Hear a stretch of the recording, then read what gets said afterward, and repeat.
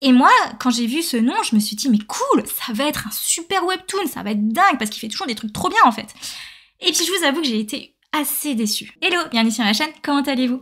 Aujourd'hui, deuxième vidéo sur le format Je suis, j'arrête, je poursuis sur les nouveautés Webtoon qui sont sorties au mois d'août sur la plateforme Webtoon France. Petit rappel du concept, donc moi j'ai lu toutes ces nouveautés, je vous fais un petit résumé, je vous donne mon avis et je les classe. Et enfin je conclus en disant est-ce que je suis cette vidéo, c'est-à-dire qu'il y a eu un gros coup de cœur, est-ce que je poursuis ma lecture dans le sens bon bah je suis pas encore convaincue mais j'ai envie de lui donner sa chance, ou enfin bah j'arrête la lecture parce que c'est pas la peine, je perds mon temps. Donc au programme de cette vidéo, 4 romances, et oui, beaucoup de romances sur cette plateforme, et 2 webtoons d'action, donc j'espère que vous allez trouver chaussures à votre pied, parce que honnêtement, cette sélection est plus intéressante que celle de la dernière fois. Comme d'habitude, n'hésitez pas à commenter la vidéo, à la partager, si vous aimez ces webtoons, si vous aimez ces nouveautés, dites-le moi en commentaire, je serai ravie d'en discuter.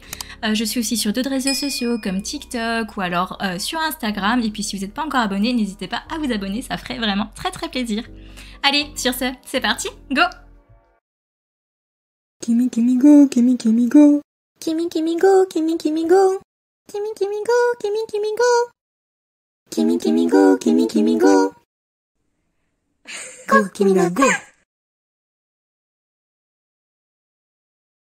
On commence tout de suite par le webtoon que j'ai le moins apprécié de la liste, c'est Tentation Écarlate. Donc Tentation Écarlate, on est sur de la romance de bureau, plus de 18 ans. Donc, le synopsis est assez simple, on va suivre l'histoire de So-young qui veut se venger de sa collègue mais aussi ancienne harceleuse de lycée en couchant avec son fiancé qui est aussi accessoirement son propre boss. Vous voyez le truc. Donc son boss, forcément, c'est un mec qui est beau gosse, qui est puissant, qui est riche et qui enchaîne les conquêtes amoureuses et qui va se retrouver charmé par l'innocence et la naïveté de notre héroïne. Coucher avec le fiancé de sa pire ennemie et en plus quelqu'un que tu côtoies au boulot, tu sens déjà que c'est une idée pourrie, tu sens déjà que le plan est foireux et que cette vengeance va être foireuse. Et ben voilà, c'est exactement ça, Tentation Écarlate, c'est une type d'héroïne qui je trouve est pas forcément, qui est vachement naïve pour avoir pensé que c'était une bonne idée, et en plus vous sentez que tous les deux protagonistes vont tomber amoureux et que leur base de relation est clairement pas une base saine. Donc là vous sentez la relation toxique qui va arriver, et moi clairement c'est le type de webtoon qui ne m'intéresse pas. On est sur de la romance office, donc la romance qui se place dans le milieu professionnel, donc normalement dans ce type de romance les gens sont quand même plutôt matures, ils ont la vingtaine, trentaine, ils sont plutôt intelligents, mais là j'ai l'impression qu'on est avec des gamins et c'est clairement pas du tout un truc qui m'intéresse. Certaines personnes ça va vous faire un petit peu à Marry My Husband avec cette histoire de vengeance et tout, sauf que c'est beaucoup moins, je trouve, mignon, que le male est beaucoup moins mignon que le protagoniste qui est dans cette histoire. C'est clairement pas pour moi, j'ai passé un peu l'âge de ce type de fantasme, malheureusement, mais je ne dirais pas ceux qui aiment ce type de lecture. Vraiment, si vous aimez ça, je pense que c'est pas trop mal, donc allez-y, mais pour moi ça va être un gros j'abandonne, je vais pas perdre mon temps là-dessus. Donc deuxième webtoon que je mets en bas de ce classement, ça va être le livre des multiverses. Donc là on est sur de la fantasy, de l'action, de la science-fiction, on est presque sur du comic aventure en fait. Donc c'est l'histoire de Marco Polo qui fait 10 000 jobs pour subvenir aux besoins de sa famille. Un jour qu'il était matelot sur un navire de marchands, le bateau se fait attaquer par un monstre marin, il se retrouve au Japon échoué dans un espèce de Japon assez particulier avec des monstres un petit peu partout. Donc dans ce Japon il rencontre l'empereur et il va encore une fois failli se faire dévorer par un monstre, sauf que cette fois il se fait sauver par une gobeline qu'il avait sauvée dans son passé. Cette gobeline va venir à sa rescousse et va l'emmener vivre des aventures dans des mondes parallèles. Alors là, si vous êtes amateur de manga et que vous êtes sur cette chaîne, vous devez probablement connaître cet auteur, Boichi. Boichi, vous le connaissez pour Dr. Stone, pour Sunken Rock, c'est un dessinateur coréen qui fait des œuvres magnifiques. Et moi, quand j'ai vu ce nom, je me suis dit, mais cool, ça va être un super webtoon, ça va être dingue, parce qu'il fait toujours des trucs trop bien en fait. Et puis je vous avoue que j'ai été assez déçue. J'ai été déçue par le rythme de l'œuvre, c'est très rapide. Je vous avoue, en un chapitre, j'ai pas tout compris ce qui se passait, je suis revenue et je suis repartie et je me suis dit mais je comprends pas tout ce qui se passe. J'ai été tellement perturbée par tout ça qu'en cherchant un petit peu, je me suis rendu compte que ce webtoon n'est pas forcément pour le format téléphone dès le début, mais qui est une adaptation manga en webtoon. Et là, je vais vous montrer les images et vous allez voir à quel point c'est différent, donc à quel point c'est beau et à quel point ça avait l'air beaucoup plus fluide en lecture manga. Après, il y a comme un bon point, c'est le côté multivers. Alors, il faut savoir que ce webtoon est lié à la maison d'édition eLab. Donc, côté webtoon, ils ont des super titres. Et donc, quand tu parles multiverse, tu t'attends à voir des super titres venir dans l'œuvre. Et donc, ça, honnêtement, c'est gros potentiel pour moi. Mais honnêtement, pour moi, c'est assez compliqué à lire. Donc, je pense que je ne vais pas le continuer. Pour conclure, eh ben, le manga, je le tente très bien. Honnêtement, je le lirai bien. Mais par contre, en version webtoon, c'est clairement, j'abandonne quoi. Là, on va arriver dans le ventre mou de ce classement. Ça va être Trousse de maquillage magique, qui est une romance de la fantaisie et réincarnation. C'est l'histoire d'une maquilleuse professionnelle, une coréenne qui meurt dans un accident par erreur. La faucheuse, pour se faire pardonner, va faire d'elle l'héroïne d'un roman, sauf que petit problème, c'est un roman moins de 18. Dans l'histoire, l'héroïne se fait littéralement séquestrer tour à tour par trois mecs et elle se fait même droguer pour être à la merci du prince héritier. Oui, un truc moins de 18 ans, pas du tout classe.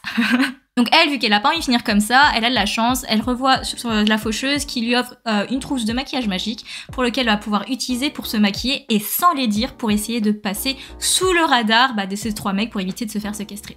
Donc déjà quand tu lis un truc comme ça, tu dis tout de suite que c'est un truc à prendre au second degré. Ensuite, moi je trouvais que c'était assez intéressant de prendre l'en attaque du je vais être moche pour pouvoir passer sous les radars, alors que d'habitude on a plutôt l'habitude du contraire, être beau pour arrêter de se faire harceler et tous ces trucs là. Donc là moi je m'attendais à avoir un truc un peu à la critique de la société, sur les apparences, sur tout ça. Donc au début je suis assez satisfaite, on a ce type de critique, sauf que ce qui est assez perturbant c'est que pour sans les dire, l'héroïne va juste ressembler à une gamine de 5 ans qui a pris la trousse de maquillage de sa mère, elle va avoir aucun style, elle va être assez méchante. D'ailleurs, petite parenthèse, j'ai vu sur les réseaux sociaux qu'il y avait beaucoup de personnes qui accusaient ce webtoon de colorisme, qui je rappelle est une discrimination envers les gens de couleur, parce que pour s'en aller dire, elle va se bronzer le teint. Donc juste pour mettre les choses au clair, hein, c'est juste lié aux critères de beauté. En Corée, on dit qu'on est beau quand on a une peau pâle, c'est parce que quand t'as une peau pâle, c'est que tu vas pas dehors, si tu vas pas dehors, c'est que t'es pas obligé de travailler dans le champ et d'être sous le soleil, et donc tu n'as pas de bronzage. Donc en gros, si tu es pâle, tu es riche. Tout simplement. Donc faut pas aller chercher trop loin les gens, il faut pas s'exciter comme ça. Bref, au niveau du webtoon, moi j'ai bien aimé le graphisme, c'est assez classique, hein, on est encore sur de la réincarnation, sur une tentative de survie. Mais je vous avoue que ça m'a quand même intriguée et je suis allée plus loin. Petit léger spoiler, en fait on est très loin du synopsis initial. Rapidement elle va se fiancer avec un mec qui est considéré comme laid aux yeux de la société, sauf que comme par hasard c'est un mec qui est pas du tout laid, c'est même plutôt un beau gosse, son seul défaut c'est qu'il a des taches de rousseur et on va suivre un petit peu comment est-ce qu'ils vont tomber amoureux et vivre dans cette société où les apparences sont beaucoup trop importantes en fait. Je suis allée plus loin dans ma lecture parce que j'étais curieuse de voir comment tout ça tournait, mais en réalité on est sur une lecture assez classique. Donc pour être assez honnête, je vais dire je poursuis la lecture, mais dans la réalité je vous recommande pas forcément ce webtoon, sauf si vous aimez ce type de webtoon et que vous voulez un truc pas pris de tête et assez détente. Autre webtoon romance cette semaine, c'est Réincarnée en vilaine d'un roman tragique. Donc encore une fois, on est sur l'histoire d'une coréenne qui se retrouve réincarnée dans un roman, sauf que dans ce roman, il y a la fin du monde lorsque le roi des démons veut détruire le monde quand il y a le mariage entre le prince héritier et puis la prêtresse du culte du soleil. Donc Meliara, notre héroïne, ne veut pas mourir dans ces affreuses circonstances, donc elle décide juste de s'enfuir, sauf qu'elle va tomber nez à nez avec le grand duc d'Arbis qui semble trouver que l'héroïne a quelque chose de très particulier. Donc mon avis, alors là je vous avoue que c'est encore une fois un webtoon romance très classique dans ses débuts. C'est même un peu rapide, hein. Il y a une succession de coïncidences, elle rencontre le grand-duc, rapidement il y a un deuxième malide qui arrive, qui a l'air assez innocent, et puis tu sens qu'il va y avoir un triangle amoureux. Et vous le savez que j'aime pas vraiment les triangles amoureux, donc j'étais un petit peu déçue par tout ça. Sauf que, quand j'ai lu le synopsis que présente Webtoon, encore une fois, j'étais très loin d'avoir vu ça dans ces 3 premiers chapitres. Donc je suis allée plus loin, je suis allée beaucoup plus loin dans ma lecture et je vous avoue, très bonne surprise. On sort un petit peu du cadre romance classique. Là, on va introduire des petits événements un petit peu plus, vous savez, un peu fantastiques. Il va y avoir le culte du soleil, le culte de la lune, il va y avoir des démons, il va y avoir des prêtresses. Et ça, je vous avoue, ça donne des choses beaucoup plus intéressantes au webtoon, ça donne vraiment un peu plus de profondeur dans tout ça. Et puis, il y a aussi un autre truc que j'ai trouvé très intéressant dans ce webtoon, c'est les thèmes qui sont abordés. Par exemple, la maltraitance, les impacts psychologiques, psychologique sur le développement des personnes. En fait, tout ça, c'était des thèmes très intéressants et que j'aime beaucoup quand je lis un webtoon. Bon, en réalité, c'est pas forcément un must-read, hein. C'est assez classique quand même, mais c'est pas mal parce qu'il y a quand même des passages qui remontent bien le niveau. Donc, pour être tout à fait, je vais dire, moi, je poursuis ma lecture parce que j'ai trouvé ça assez sympa, mais comme je disais, hein, c'est pas un must-read. Mais si vous aimez le genre, je vous conseille de foncer. Alors là, on arrive au top 2 des webtoons sortis dans cette deuxième partie du mois d'août sur Webtoon France et que j'ai beaucoup apprécié. Il y a un énorme potentiel, donc je vais vous les présenter tout de suite. Mon deuxième favori cette semaine, c'était Surviving the Game as a Barbarian. Donc survivre dans un jeu en tant que barbare. Et là, on est sur de l'action isekai jeu vidéo. Donc l'histoire, c'est un mec, un coréen encore, hein, qui s'ennuie et qui tombe sur un jeu de donjon à l'ancienne. C'est-à-dire un jeu ultra compliqué où tu meurs tout le temps. Mais vraiment tout le temps. Ce mec, il lui a fallu 9 ans pour arriver au boss final. Et quand il arrive enfin au boss final, qu'est-ce qui se passe? Paf! Il se retrouve dans le jeu vidéo réincarné en tant que barbare. Donc le barbare, c'est une classe qui est super puissante, mais un petit peu bête. Comment est-ce qu'il va faire pour survivre dans ce jeu vidéo en tant que barbare? Telle est la question. Alors moi, ce webtoon, c'était une agréable surprise. J'ai vraiment beaucoup aimé ma lecture. Je lis pas forcément, comme je disais, ce type de webtoon, mais quand je tombe sur ce type de webtoon, il y a quelques ingrédients que j'aime beaucoup. C'est souvent le concept, le contexte, c'est-à-dire le côté un peu jeu de rôle, jeu vidéo, donjon, dragon, ce genre de choses. Et puis avoir un héros assez déterminé, assez intelligent, et puis comment est-ce qu'il va user de ces trucs et astuces pour pouvoir se sortir des situations un peu de survie comme ça. Et ça, j'ai beaucoup aimé. C'était assez bien fait. J'ai ressenti pas mal d'émotions même en lisant ce webtoon. J'avoue que le barbare, c'est clairement pas le type de classe que j'affectionne particulièrement. Moi, le barbare, celui qui bourrine et qui est en première ligne, c'est clairement pas le type de perso que je joue. Moi, je suis plutôt archer, je suis plutôt à l'arrière, vous savez, je tape dans les gens et je m'enfuis, quoi. Mais bref, c'était assez sympa, vraiment, comme lecture. Il y a énormément de potentiel.